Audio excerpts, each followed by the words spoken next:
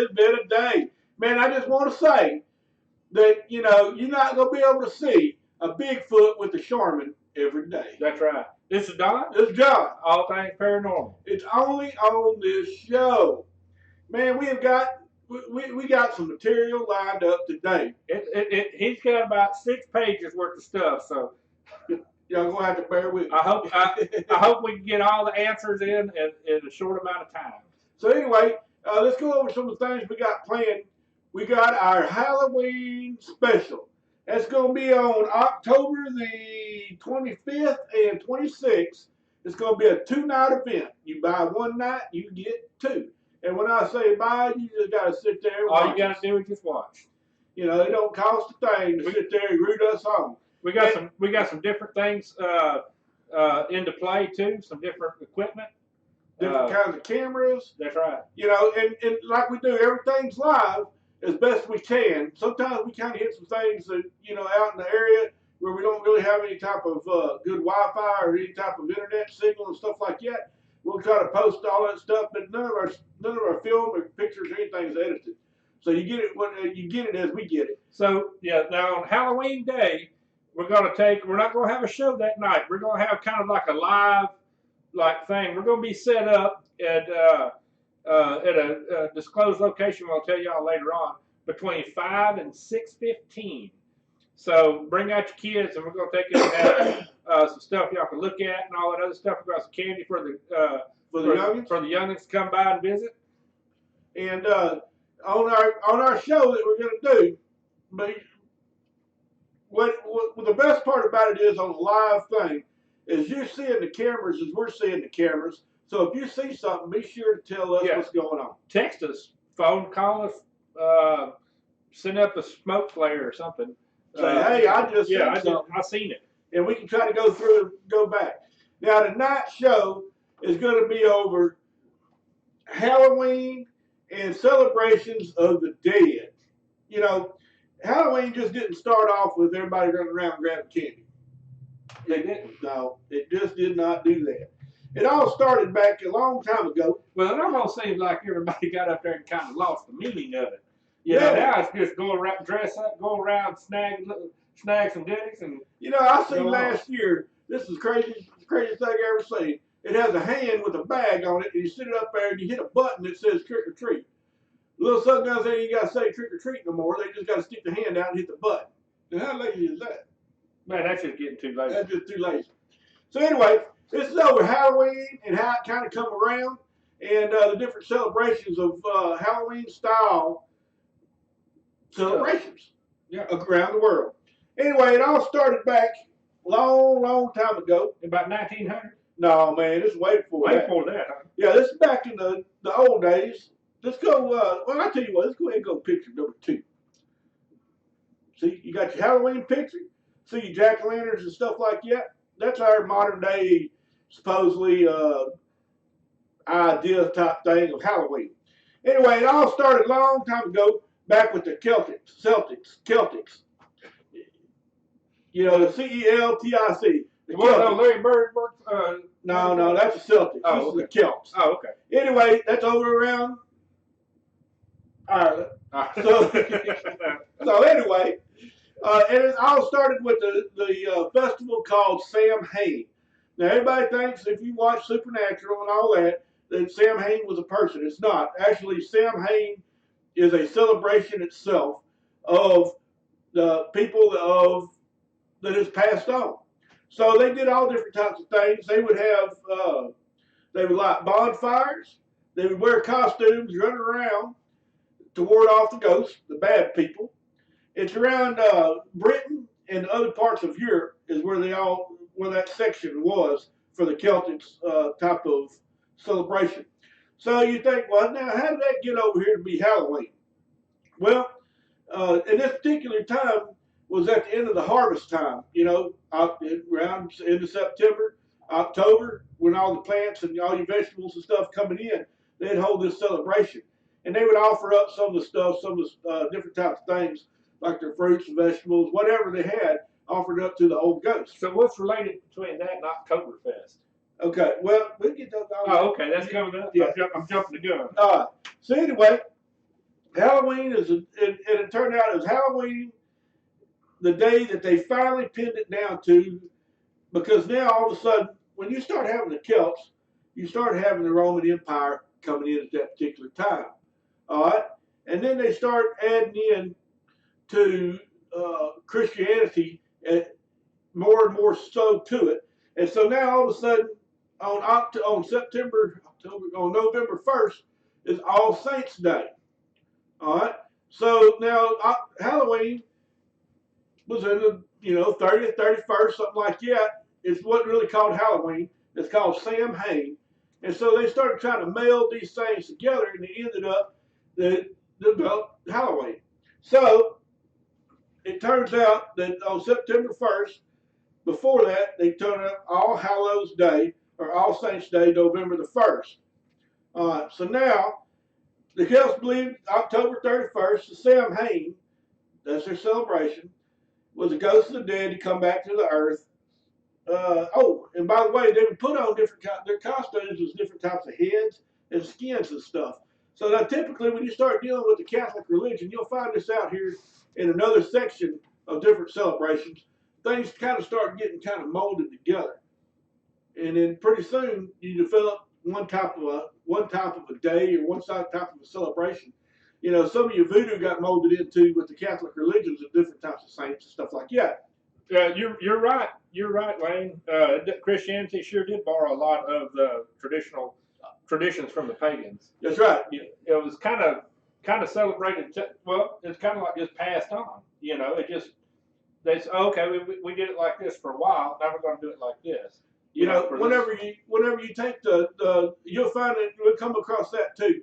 But whenever you back over in like Haiti and stuff, whenever you brought the slaves over, and then all of a sudden the people that had the slaves, they were Christian, and the next thing you know, they start melding in with their stuff, and the slaves start adding to it, and the voodoo, and yeah. You get all different kinds of melds and stuff like that. And the main thing, and you'll find this, I've run across this a bunch, that you'll take the Catholic religion and tie it off into even Buddhism and different types of things, to where you could be a Buddhist and a Catholic, and just kind of meld those things together. But anyway, the Celts believed that it was the holiday of Samhain. It's by 43 A.D. The Roman Empire finally conquered enough of the Celts' lands that the two festivals are combined with the holiday of Samhain. Now, the first festival, later in October, is called Feralia, which was the passing of the dead of the Celts, and then the day that they honored was the Roman goddess was at that same time. So they honored Pomona. These are the not the Celts, but these are the Roman particular gods that they would celebrate. Of the Roman, and then later on it turned into Christianity, and people started kind of melding it. Now, on the festival of the Pomona, which was the Roman goddess of fruits and trees. Now, this is what you got to watch this now. The symbol of Pomona is the apple. So that's where they got the apple from Adam and Eve? No. No? Oh, okay. So bobbing for apples. Bobbing for apples. Okay. Have you ever wondered why, all of a sudden you're bobbing for apples? Well, it's the meld of the Roman goddess Pomona with that particular celebration. Okay. It's not just in the. So I guess that's the sweet stuff, huh? No, that's candy and stuff didn't come around. No, that come around 1900. Oh, okay. And in fact, the little hooligans over here decided that they want some. That's when you started getting the trick or treat. Was around 1905. I almost guarantee you, the one that come up with the candy stuff, he didn't want to dunk his head in there after old Vernon dunked his head in there to get him an apple. Well, I guess it's probably because they didn't have a real good running water back then. Yeah, probably pretty dirty. Yeah, probably pretty nasty. Well, anyway, on March the 13th, 609 A.D., that's when they started doing the celebration of the All Saints Day.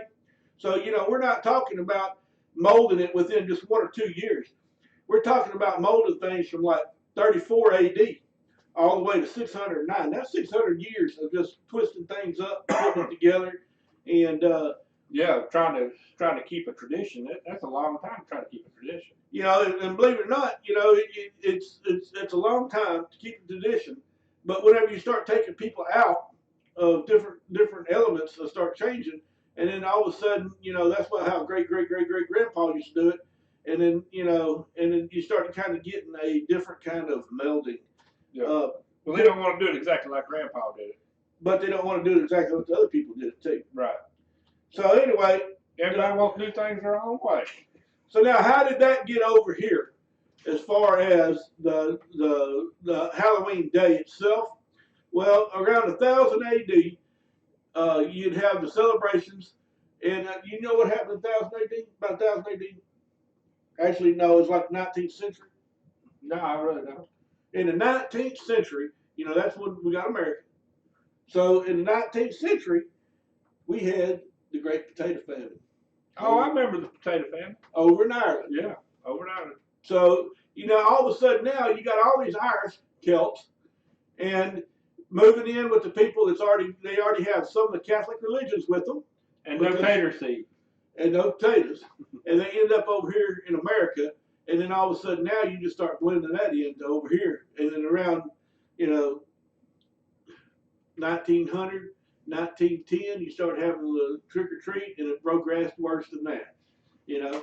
So anyway, there's got certain, and you know, and the Catholic religion and the Celts wasn't the only ones that got up there and started celebrating the long past dead, you know, relatives, and we're talking the top people of the families, the matriarchs and stuff like that. You know, these people would go in.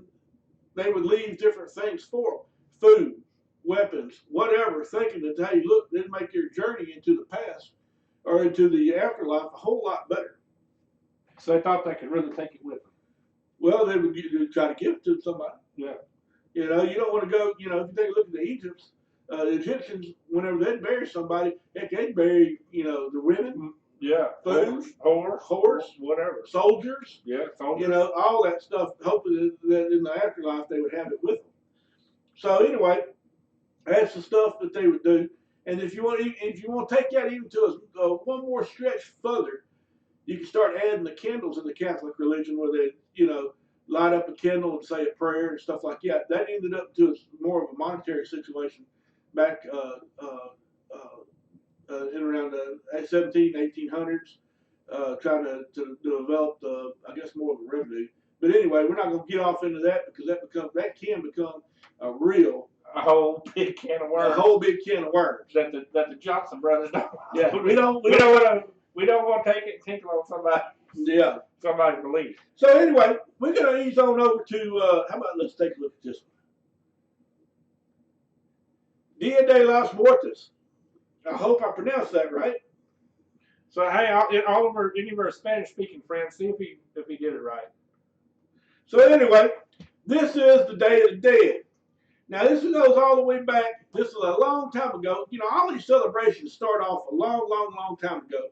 People's been having celebrations ever since you could put a little bonfire together and everybody get together and just start having some, you know, run around and jumping around and stuff. So around 3,000 years ago, the Aztecs started this type of Day of the Dead celebration. They didn't call it that. They called it the, now this is Aztecian, so you're going to have to kind of bear with me, Chica Una Mica Tlan. Or how about this? We're going to break this down to country boy English. The land of the dead. How about let's just say that? Don't say that other no more. Okay, we're not going to go with Chica Una. No, we're just going to go with the land of the dead. That was pretty bad. Dude. Okay, so anyway, this is a celebration. The Aztecs now. So the Aztecs believed in this particular celebration that there is 9 levels of challenges. You know, you can bring this back to Samson.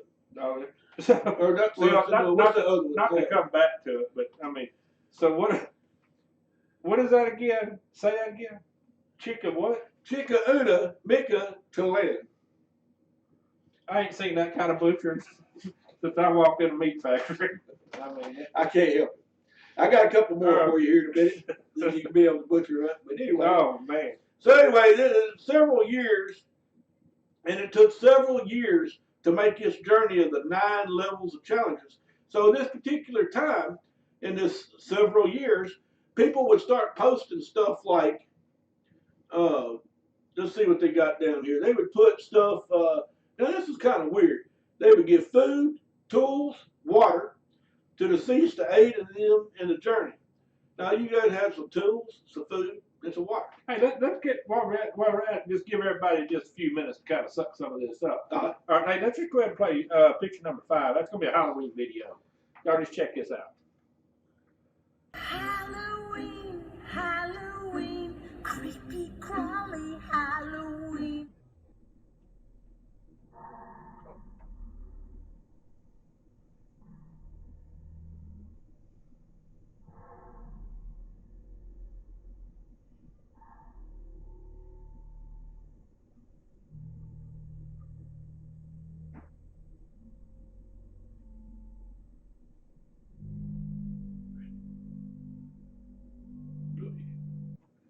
All right, so that was something to kind of put a little break in there. Kind of busted up. Because I know I've been throwing out a lot of different information to you. Anyway, on this Land of the Dead. Hey, anybody watching? Make sure we got voice coming back on, if you don't mind. We're gonna continue on, but just let us know.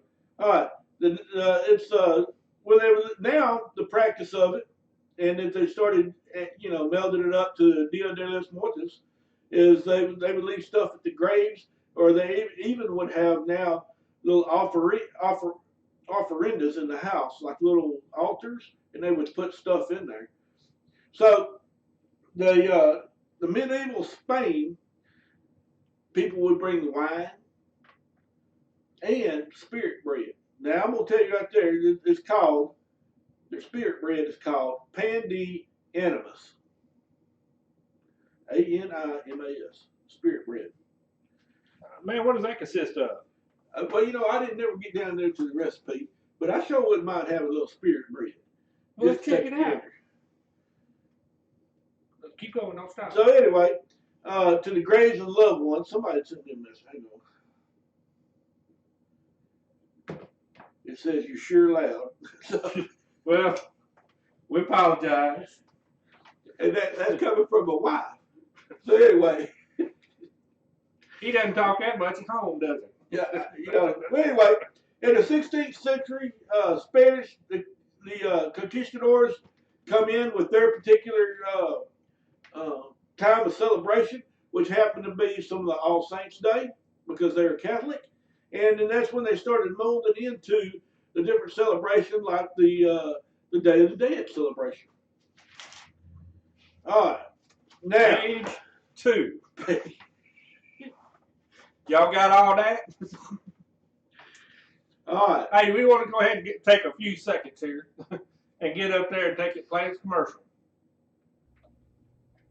Hey, this is Don, All Things Paranormal. Hey, check out our e-store at allthingsparanormaltx.com. We got shirts, hats, and cups.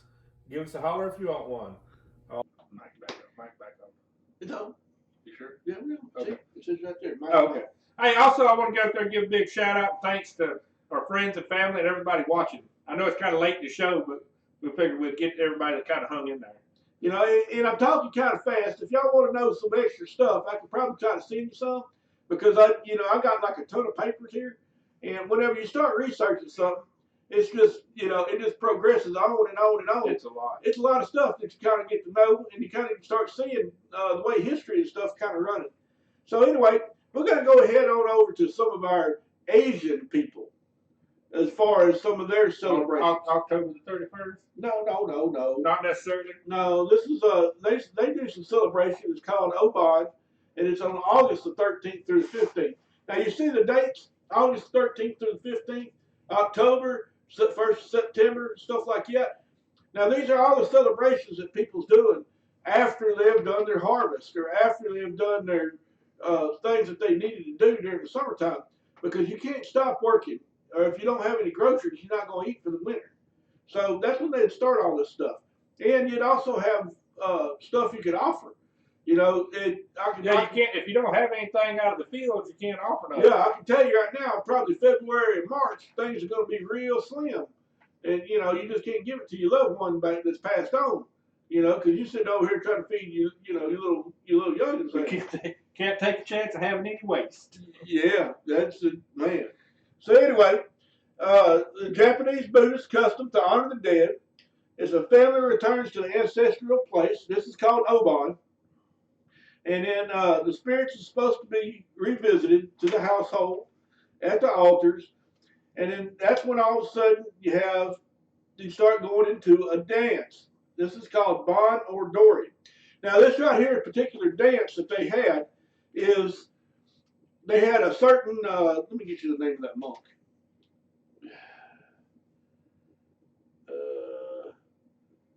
Mercury.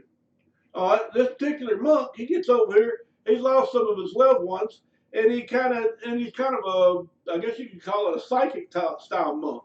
And he's digging down in there, and he looks down there, and he sees that his loved ones is being tore up by. Let's show a picture of what they call Preta. These were the Preta people. These were actually they call them starving, or wait, hungry ghosts in the afterlife, and he's seen his wife or whatever, his dead mother. He's seen his dead mother getting ravaged by these hungry ghosts. So he gets over here, he goes to Buddha and say, Buddha, hey, man. Hey, fella. Yeah. Give me a hand, man. Yeah, that's what he said. He said, hey, I need a hand here. He said, my dead mother is getting ravaged by these hungry ghosts. So all of a sudden, he decided to say, look, make an offering to the monks, the Buddhist monks, make an offering, and then it'll be all right. So he does the offering, he looks down into his psychic stuff, and lo and behold, she's all right. Lo and behold, she's all right. And now that's where they come across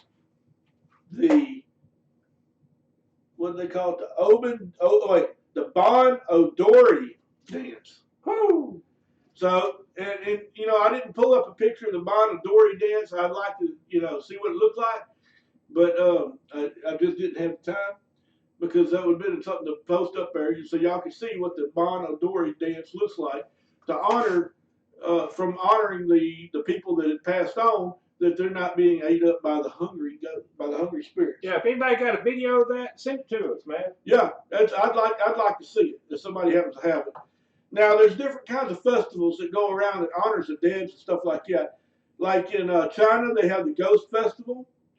In Vietnam, they have, I'll give you a hint, 1968. Gotta be the Tet. The Tet Offensive. It's actually called Tet Trung Nguyen. That's whenever they start honoring the dead over there. And that was a big turning point whenever they said, oh, well, no, nobody's going to fight there and then because that's such a spiritual holiday. And lo and behold, we got shoved all the way back to the water. And then over in Cambodia, it's called Cum Bien. In Laos, it's Bon Ko Dien. In Thailand, it's Sat Thai. Now, excuse us for butchering this stuff. I mean, because we speak two languages, and that's about it. And we speak them very well. Yeah, we speak broken English and Hick. And Hick. That's the only two that we speak. So. You know, I took three classes of Spanish. I actually paid for these full semesters, and you know, at the end of it, I was trying to sign up for a fourth one, and the guy said, "Man, I'm gonna tell you right now, I just can't take your money." He said, "As few people that we have in class, I just can't take your money." Such a lost cause. That's what he said. He said, "Man," he said, "you have got such a bad dialect." Hey, if y'all think about it, y'all pick up a shirt. We got one coming around right here. Look at that. All things paranormal. So anyway, let's ease on over to the. Oh, and in the Haiti, they had the Voodoo Fest, which is called Fête Getty.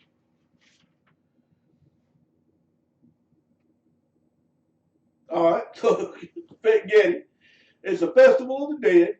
It's the Haitian. It's the Haitian Day of the Dead. It's celebrated in November. So once again, you see the November, and they would do different kinds of things, and they would honor this one particular person called Papa Getty. You know, I actually got a voodoo chicken foot. You do. That's right. Now, why would you have a voodoo chicken foot? For good luck. The chicken no good. You got a one-legged chicken running around. With 1 foot. No, it's got a leg, but it's only got 1 foot. A one-footed chicken. That's right. Well, I mean, so far it's been pretty decent luck, I guess. I don't know. I mean, it's good luck for me. Huh. So anyway, Papa Getty was supposedly the first person to ever die. So for voodoo, that's what it says. Papa Huh. Getty was the first person to ever die, and that's when they would do these things that's supposed to be going around. So anyway, get this now. Now I ain't figured out this one yet. I was trying to do a little research on it, trying to figure out why this particular thing is offered. But anyway, you got beeswax candles. It can't be no regular tallow candles or anything like that. It has to be a specific beeswax. Maybe it's because in the old tradition they didn't have any type of tallow, and that's what they used was beeswax to make their candle. Flowers, food, and get this now, to keep the bones warm, you had to have some rum stuffed with chili peppers. Really? Yep, you would offer that over there to the altar for Papa Getty or your past loved ones, and it also Papa Getty was such a known person in the afterlife that he was the one that ushered people across from the crossroads of death all the way from to the afterlife was Papa Getty. Now I can't remember the name of the person in the mythology, but that was, I think it was I won't say Gollum or whatever, but anyway, I tell you what, we got a couple little pictures of these are some Halloween type videos of different kinds of ghosts, paranormal stuff. Paranormal stuff to kind of break the monotony of my rambling on about the different I guess you call different traditions of celebrating the dead. So anyway, yeah, we're not butchering any more words. We're not gonna butcher no more words. We're gonna give y'all something a little fun to watch. Here you go.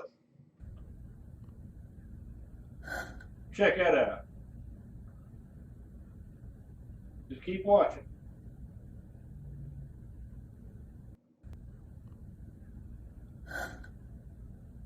Good. You'll see that on the bottom right. See if we can play that again. Whoa. See it move? Y'all see that move there? Now, I'm going to tell you right now, that is not our video. That is stuff that's on the internet. Yeah, there's stuff on the internet. We got another video too. Go ahead and show it real quick. And this is the same way.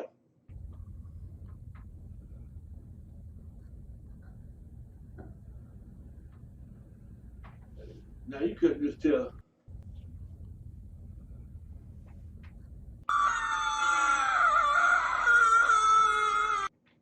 So anyway, that was just a couple little things that kind of break the monotony of the long show. Yeah, of the professor lesson there. But anyway, if you think about it, all the different elements tied off into one, and it's all tied off into almost the same season of right after harvest time, of celebrating the dead and stuff like that. So if you got any questions, let us know. We appreciate everybody watching. Yeah, we probably could have went on for a whole hour or more, but we only got like a 30-minute spot. So anyway, this is John. This is Don. All things paranormal. Appreciate y'all watching.